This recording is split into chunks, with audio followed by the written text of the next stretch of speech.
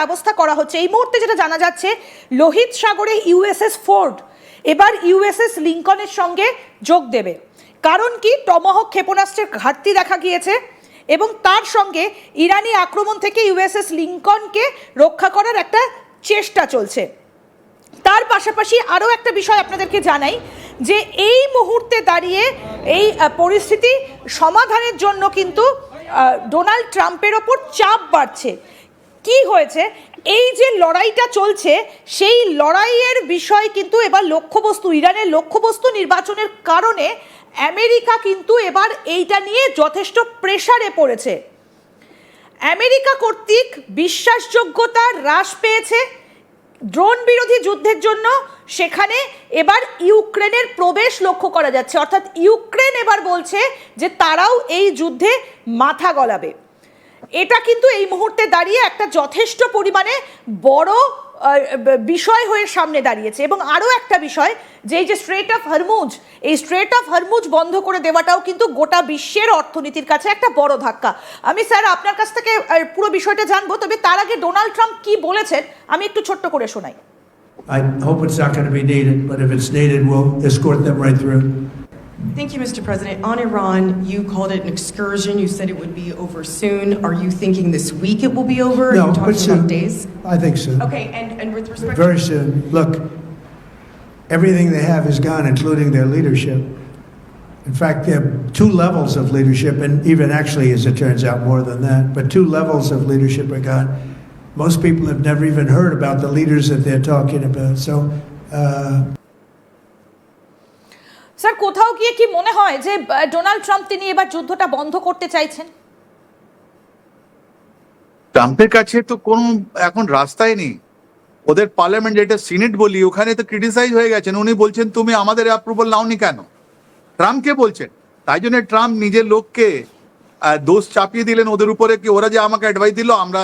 তারপর ওনার যে defence secretary, যেটা মিনিস্টারকে সেক্রেটারি বলি ওখানে এক্সে, উনি বলছেন না আমাদেরকে ইসরায়েল বললো তোমরাও চলে আসো, আমরা তখন যুদ্ধ করব। কে ওখানে কি সৎ বলছে কেউ এখন জানছে না, একটা টাইট পজিশন। আমি আপনার ধাপে ধাপে অনেকগুলো আপনি প্রশ্নটা তুলেছেন, ওরা আমি জবাবটা দিচ্ছি। এই আপনি ইউএসএস ফোর্ড, যেটা মেডিটেরিয়ান সি, সুয়েজ ক্যানেল হয়ে লোহিত সাগর হয়ে আপনার আরবিয়ান সিতে ইউএসএস লিঙ্কনের কাছে আসছে। এটা আমাদের ভাষায় বলা হয় রিইনফোর্সমেন্ট।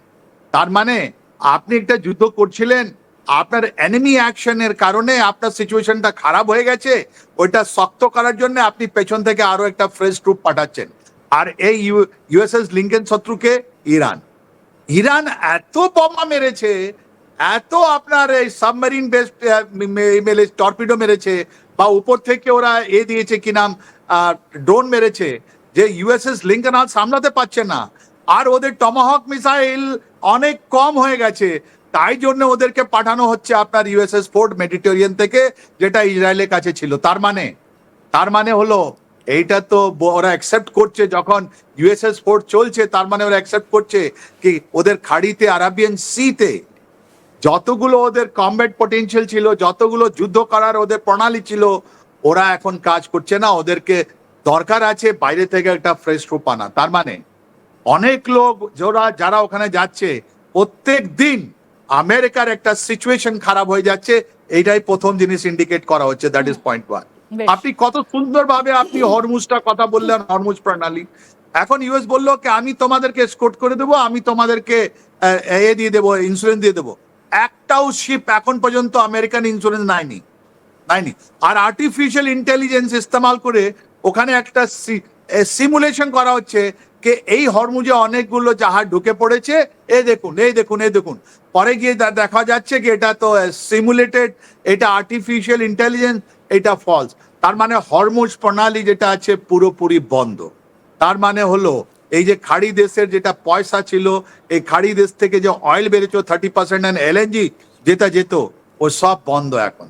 এটা তাই জন্য তো বিশ্বে শুধু তেল আর গ্যাসের কথা বলবেন না, আমার আর আপনার বাড়িতে জ্বালানো 60 টাকা বেড়ে গেছে। এখন রাস্তায় রাস্তায় গুজব ছাড়ছে, এসমা আমরা লাগিয়েছি, এসেনশিয়াল সার্ভিসেস মেনটেন্যান্স অ্যাক্ট, কি কেউ এই গ্যাস আর এ থেকে বেশি পয়সা নেবে না, হোর্ডিং করবে না। মানুষকে বারবার বলা হচ্ছে কি তুমি চিন্তা করো না, কিন্তু প্রত্যেকটা আপনার গ্যাসের দোকানের সামনে আপনি লাইন দেখে নিন ইন্ডিয়াতে।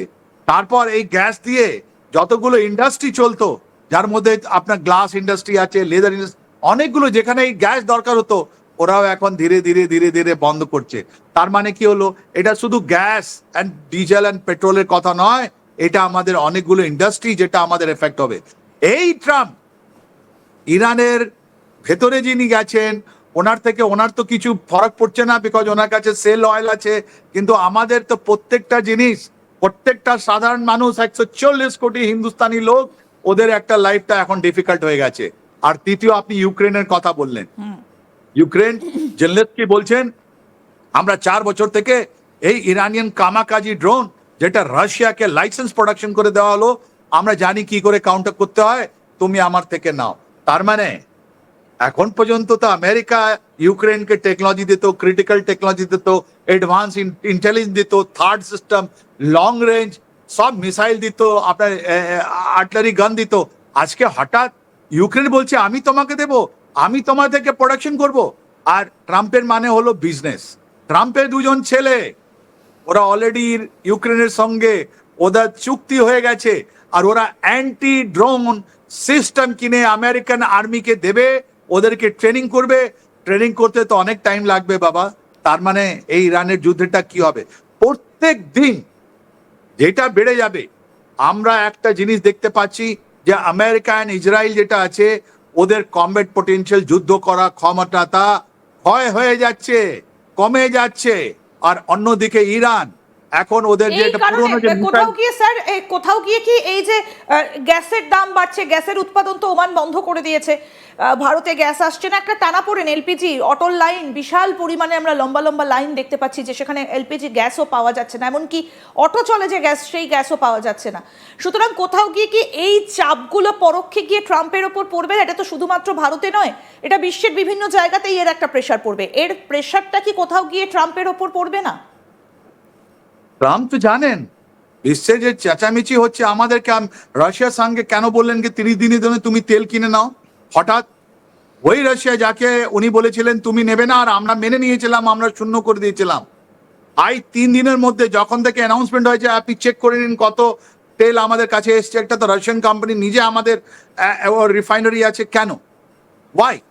বিকজ ইনি জানতেন। আর এর মধ্যে রাশিয়া বলছে আমি আর রিডিউস রেটে আমি তোমাকে তেল দিচ্ছি না, আমি যে বিশ্বে যেটা তেলের দাম আছে একটা আপনার এতে ব্যারেল, ওর থেকে আমি $5 বেশি নেব।